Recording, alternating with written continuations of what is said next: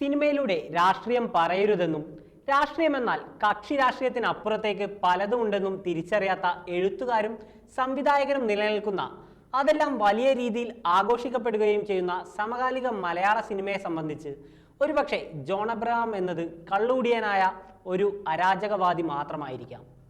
എന്നാൽ ജോൺ എന്ന അടിമുടി പൊളിറ്റിക്കലായ ഫിലിം മേക്കറെ ചിലപ്പോഴൊക്കെ ഭൂരിപക്ഷ മലയാളികൾ തിരിച്ചറിയാതെ പോകുന്നു.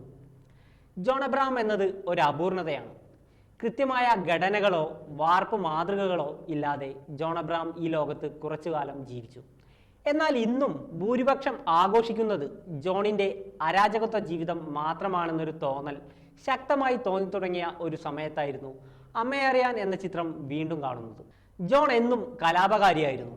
ഭരണകൂടത്തിനോട് തൊഴിലാളി വർഗത്തിൻ്റെ രാഷ്ട്രീയം ഉറക്കെ വിളിച്ചു പറഞ്ഞ് സിനിമയെ ജനകീയവൽക്കരിച്ച അവധൂതൻ.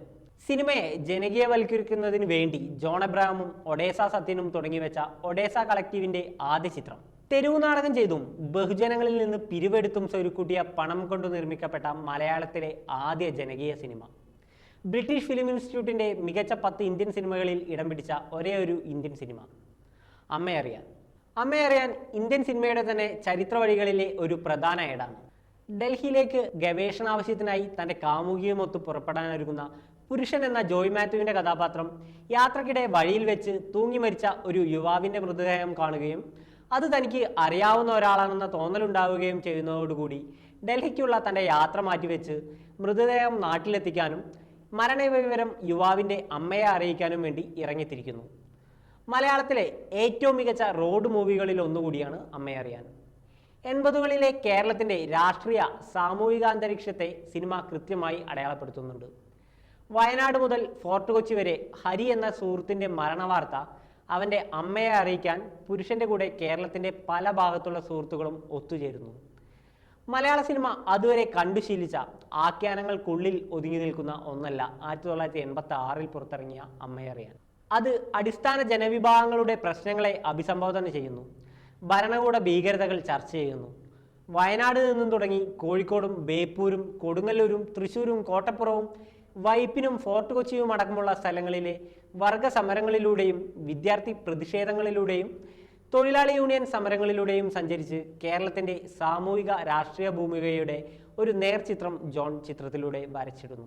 മെഡിക്കൽ വിദ്യാഭ്യാസം കച്ചവടവൽക്കരിക്കുന്നതിനെതിരെ കോഴിക്കോട് മെഡിക്കൽ കോളേജിൽ നടക്കുന്ന വിദ്യാർത്ഥി സമരം. അരിയും പഞ്ചസാരയും അടക്കമുള്ള അവശ്യ സാധനങ്ങളുടെ പൂഴ്ത്തിവെപ്പ് കണ്ടെത്തി അത് സാധാരണക്കാർക്ക് ന്യായവിലയ്ക്ക് വിതരണം ചെയ്തതടക്കം കേരള ചരിത്രത്തിൽ പറയപ്പെടാതെ പോയ നിരവധി സമരങ്ങൾ ചിത്രം ചർച്ച ചെയ്യുന്നുണ്ട്. കൂടാതെ പോലീസിൻ്റെ വ്യാജ ഏറ്റുമുട്ടലുകളും നക്സലൈറ്റ് രാഷ്ട്രീയ പ്രസ്ഥാനത്തെയും ജോൺ അമ്മയെ അറിയാൻ എന്ന ചിത്രത്തിലൂടെ ഡോക്യുമെൻ്റ് ചെയ്യുന്നു. പ്രശസ്ത ഗോട്ടിമാലൻ കവി ഓട്ടോ റെനെ കാസ്റ്റിലോയുടെ അരാഷ്ട്രീയ ബുദ്ധിജീവികൾ എന്ന കവിത ചിത്രത്തിൽ ഒരിടത്ത് ചൊല്ലുന്നുണ്ട്. ഒരു ദിവസം ഏറ്റവും ദരിദ്രരായ ജനങ്ങളാൽ എൻ്റെ രാജ്യത്തെ അരാഷ്ട്രീയ ബുദ്ധിജീവികൾ ചോദ്യം ചെയ്യപ്പെടുമെന്നും യാതനകളിൽ ദരിദ്രൻ്റെ ജീവിതവും സ്വപ്നവും കത്തിയെരിയുമ്പോൾ എന്തു ചെയ്യുകയായിരുന്നു നിങ്ങളെന്ന് അവർ ഉറക്കെ ചോദിക്കുമെന്നും ജോൺ കവിത പ്ലേസ് ചെയ്തുകൊണ്ട് ഒരു വലിയ രാഷ്ട്രീയ ചോദ്യം ഉയർത്തുന്നു. അത് ഇന്നും പ്രസക്തമായ ഒരു ചോദ്യം തന്നെയാണ്. എത്രയെത്ര ദുർമരണങ്ങൾ, സ്വപ്നങ്ങൾ ഒടുങ്ങുന്നത് ഇങ്ങനെയാണ്. തലച്ചോറുകൾ ചിതറിത്തെറിക്കുന്നതും ഇങ്ങനെയാണ്. തുളവീണ ഒരു നെഞ്ച്, തോക്കിൻ പാത്തികളാൽ തകർക്കപ്പെടുന്ന പോരാട്ടങ്ങൾ, കഴുമരങ്ങൾക്ക് മുകളിൽ കയ്യടിച്ചാർക്കുന്ന കഴുകന്മാർ. നമുക്ക് തിരിച്ചു കിട്ടുന്നത് എന്താണ്? ദുർമരണങ്ങളുടെ ഈ ഘോഷയാത്രയിൽ നാം ആരെയാണ് കാത്തിരിക്കുന്നത്? കുട്ടികൾ കൂടുതൽ നിർഭയരും ദീർഘദർശികളുമാണ്. ദുരിതങ്ങളാൽ പീഡനങ്ങളാൽ ഒരു ജനതയാകെ വഞ്ചിക്കപ്പെട്ടേക്കാം എന്ന് പുരുഷൻ ആത്മകഥം പോലെ ഒരു ദീർഘനിശ്വാസത്തോടെ പറഞ്ഞു നിർത്തുന്നു. സിനിമയുള്ളിടത്തോളം കാലം അമ്മയെ അറിയാൻ എന്ന സിനിമയും ജോൺ അബ്രഹാം എന്ന പ്രതിഭയും ഓർമ്മിക്കപ്പെട്ടുകൊണ്ടേയിരിക്കും. ഞാൻ ആത്മസാക്ഷാത്കാരത്തിന് വേണ്ടി സിനിമയെടുക്കാറില്ല. ജനങ്ങളോട് ചിലത് വിളിച്ചു പറയണമെന്ന് തോന്നുമ്പോഴാണ് ഞാൻ സൃഷ്ടാവാവുന്നതും സിനിമ എടുക്കുന്നതും.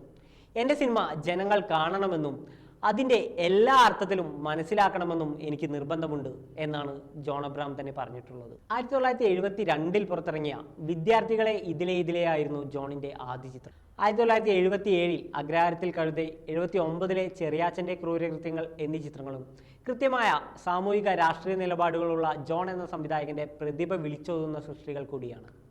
സാമ്പത്തിക ശാസ്ത്രത്തിൽ ബിരുദം നേടിയ ശേഷം LICയിൽ ജോലി ചെയ്യുന്നതിനിടെയാണ് അത് ഉപേക്ഷിച്ച് പൂനെ ഫിലിം ഇൻസ്റ്റിറ്റ്യൂട്ടിൽ ജോൺ സിനിമ പഠിക്കാൻ പോകുന്നത്. ഫിലിം ഇൻസ്റ്റിറ്റ്യൂട്ടിലെ ഗോൾഡ് മെഡൽ കരസ്ഥമാക്കി സംവിധാനത്തിൽ ഡിപ്ലോമ നേടിയ ജോൺ വിഖ്യാത സംവിധായകൻ ഋത്തിക് ഘട്ടകിന്റെ സിനിമകളിൽ നിന്നും സ്വാധീനം ഉൾക്കൊണ്ടിട്ടുണ്ട്.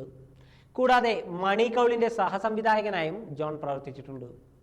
തനിക്ക് ഒരു ക്യാമറ മാത്രമേ ഉള്ളൂവെങ്കിലും അതുമായി ജനങ്ങൾക്കിടയിലേക്കിറങ്ങി സിനിമ ചെയ്യാൻ കഴിയുമെന്ന് ജോൺ ഉറച്ചു വിശ്വസിച്ചു. ജോൺ വിടവാങ്ങിയിട്ട് 37 വർഷങ്ങൾ കഴിയുന്നു. വേദങ്ങളിൽ അവന് ജോൺ എന്ന് പേർ. മേൽവിലാസവും നിഴലുമില്ലാത്തവൻ, വിശക്കാത്തവൻ എന്ന് ചുള്ളിക്കാട് എഴുതുകയുണ്ടായി. ജോൺ എബ്രഹാം എന്ന അരാജകവാദിയെ ആഘോഷിക്കാതെ ജോൺ എബ്രഹാം എന്ന ഫിലിം മേക്കറെ ആഘോഷിക്കുന്ന, ചർച്ച ചെയ്യുന്ന, വിമർശിക്കുന്ന കാലവും തലമുറയും ഉണ്ടാവട്ടെ. സിനിമകൾ കാലവും ദേശവും കടന്ന് സഞ്ചരിക്കട്ടെ.